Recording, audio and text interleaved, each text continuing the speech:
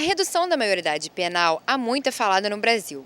Recentemente, o debate voltou à tona, movido pelo sentimento de indignação que invade parte da população. Desta vez, o que aconteceu foi uma enxurrada de crimes bárbaros noticiados pela grande mídia em um curto espaço de tempo. A mídia, em geral, quando faz a chamada para o assunto, diz há um aumento da criminalidade envolvendo adolescentes. Mas ela não consegue provar que o aumento é de crime de morte. E para criar o clamor social, pega algumas pessoas que de fato foram vitimadas e transformam isso num número. Não é verdadeiro isso. O fato é que realmente há um convencimento em parte da população. Segundo pesquisa do Data Senado, realizada em 2012 e divulgada em abril deste ano, 89% dos entrevistados defendem a redução da maioridade penal. Destes, 35% defendem que seja para 16 anos, 18% para 14 anos, 16% para 12 e 20% consideram que não deveria haver idade mínima fixada. Com nossos entrevistados na rua, o resultado não foi muito diferente. Eu sou a favor passe para 16 anos, porque eu acho que hoje em dia o que a informação nos dá de facilidade, entre outras coisas, dita-se que a população já pode ter essa consciência que com 16 anos você já possa ser preso ou qualquer outra coisa. Se a pessoa fez um delito que merece ser punido, tem que ser punido. Independente da idade. Independente da idade. Quem vê a família que teve um ente querido morto ou estrupado, etc. E aquele adolescente em 2, 3 anos vai sair, vai estar em liberdade. E como fica a sociedade depois disso? Contra a redução, eu acho que não é assim que vai resolver o problema, porque cada vez que você vai reduzindo, os jovens, os menores vão entrando cada vez mais cedo pro crime. Eu acho que não é esse o caminho.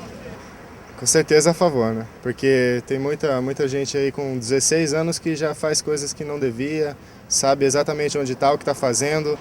A favor, porque do jeito que a coisa está caminhando, não tem jeito.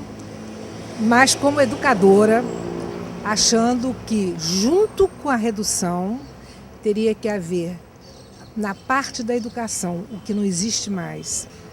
Eu sou a favor, porque eu acredito assim, que a pessoa já tem uma certa responsabilidade, já tem uma noção do que é certo, do que é errado, mesmo sendo jovem. Pô, sou a favor, cara. Por quê? Porque pra mim passou dos 12 anos, já sabe o que tá fazendo. Bom, em primeiro lugar, a redução da maioridade penal implicaria uma mudança na Constituição, ou seja, num capítulo de garantias de direitos individuais. E isso é uma cláusula pétrea, né? Isso não se mexe, não se pode mexer. Esse é o argumento jurídico, né? Mas o argumento educacional, social, é que isso é uma panaceia, ou seja, é alguma coisa que não resolveria o problema para o qual ele é evocado. A neurocientista Suzana Herculano Rosel, em entrevista à Folha de São Paulo em junho, afirmou que a definição da maioridade penal é completamente arbitrária. Segundo ela, a adolescência é um processo de transformação do cérebro que dura em torno de 10 anos, em que várias habilidades mudam. A última delas é a de ter um raciocínio consequente. Em sua opinião, 18 anos seria uma idade completamente razoável.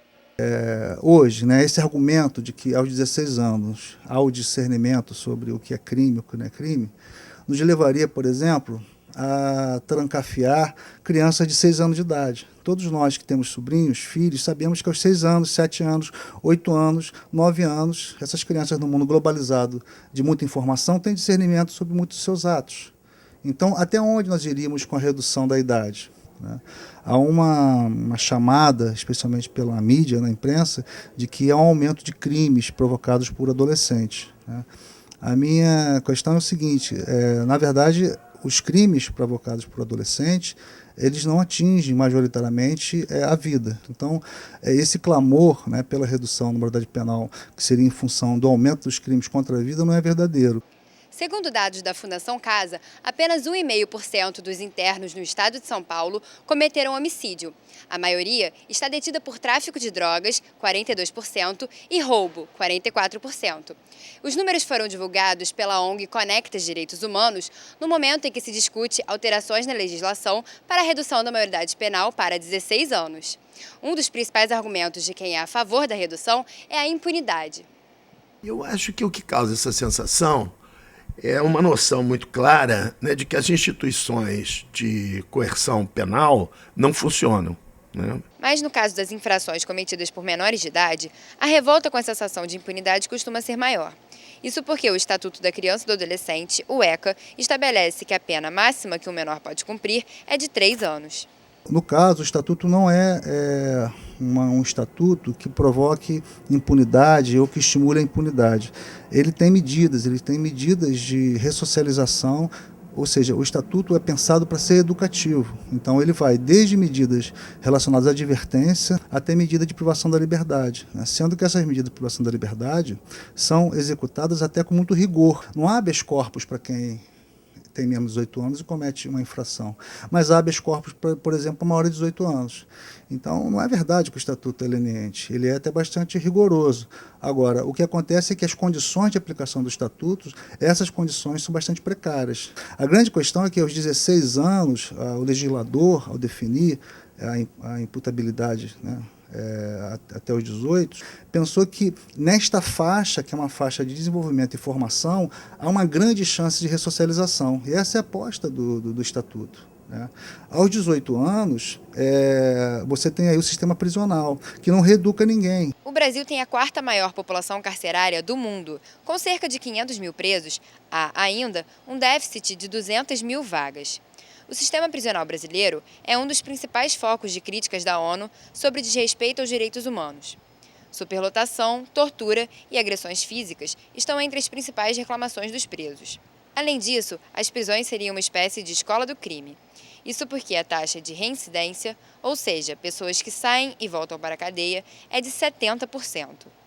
A redução da moralidade penal, além de não resolver o problema, né, da violência, vai jogar de maneira muito precoce adolescentes para um sistema falido, que é o sistema prisional. Ou seja, vai aproximar muito rapidamente adolescentes que ainda têm mais chance de ser ressocializado num ambiente mais acolhedor e mais educativo, vai colocá-lo nas mãos de criminosos profissionais.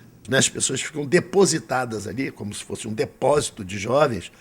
As pessoas não têm acomodação individualizada, quer dizer, dormem 2 numa cama, etc. E passam a maior parte do tempo sem fazer absolutamente nada, nada. Ora, você colocar um jovem, né, de 14 anos, 13 anos, 12 anos, 16 anos, num lugar sem fazer nada o dia inteiro, durante um período grande de tempo, vamos e convenhamos aí que não deve sair boa coisa nisso, porque ele precisa estudar, não é isso? Ele precisa se ocupar, ele precisa aprender alguma coisa para fazer, etc. E não há, de novo, a gente volta para aquele lugar. Não existe nenhuma condição das pessoas fazerem isso. Então, de novo, essa história, quer dizer, essa prisão que a gente tem não é uma penitenciária, não é um lugar para recuperar as pessoas, que seria, note bem, a justificativa de mandar a pessoa para a prisão, ou seja, para recuperá-la. A gente sabe que não recupera, mas do jeito que ela está, ela não é mesmo para recuperar, quer dizer, para a pessoa sofrer, né? Então o Estado está se vingando das pessoas que cometeram infrações indiscriminadamente, porque de umas pessoas, né, de uma classe de pessoas ele se vinga de um jeito e de outra classe de pessoas ele trata de outro jeito. Não por causa do que as pessoas fizeram, mas por causa do status, né, dessas pessoas. Então, de novo, essas casas de detenções são ineficazes do ponto de vista que elas se propõem, que é de recuperar esses jovens, né, para o convívio social. Nesse sentido, caímos em outra problemática que a redução da maioridade penal toca: a criminalização da pobreza e também dos jovens.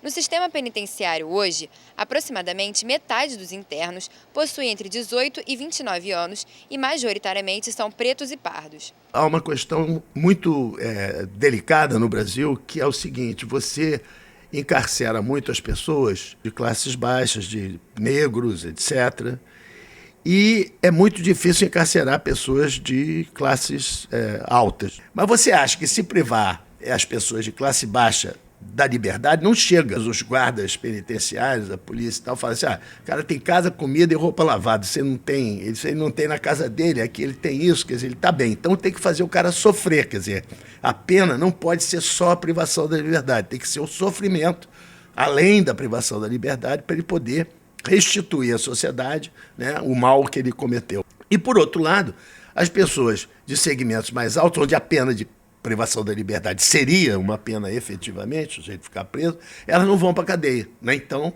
essa pena de privação de liberdade do Brasil não existe na sua aplicação própria. As classes médias fazem de tudo para retirar os seus adolescentes das garras da lei, quando eles cometem alguma infração. A pergunta é, se majoritariamente os crimes ou infrações fossem cometidas por adolescentes de classe média ou classe alta, haveria esse clamor? Ou este clamor é porque é um clamor para trancafiar os jovens pobres? Essa é uma pergunta que a sociedade tem que se fazer.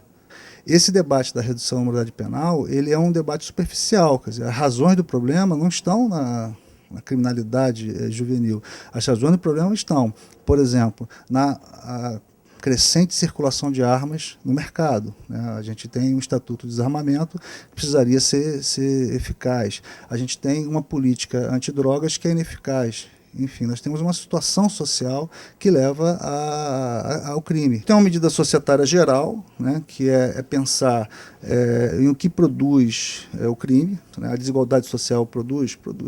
A falta de oportunidade produz. A impunidade produz. Então, isso tudo tem que ser pensado. Então, isso é um debate geral. É por isso que eu acho que esse debate da redução da moralidade penal é um debate à flor da pele, um debate emocional, um debate que todos nós temos, assim, muitas vezes, dificuldade de arrumar nosso quarto, não temos? E, por vezes, dá vontade de abrir o armário e jogar tudo lá dentro e fechar a porta. Redução da moralidade penal é exatamente isso. É não resolver o problema da arrumação da sociedade e colocar as coisas fora da vista. Ou seja, as pessoas querem tirar o problema de fora da vista e colocar num sistema falido, que é o sistema prisional.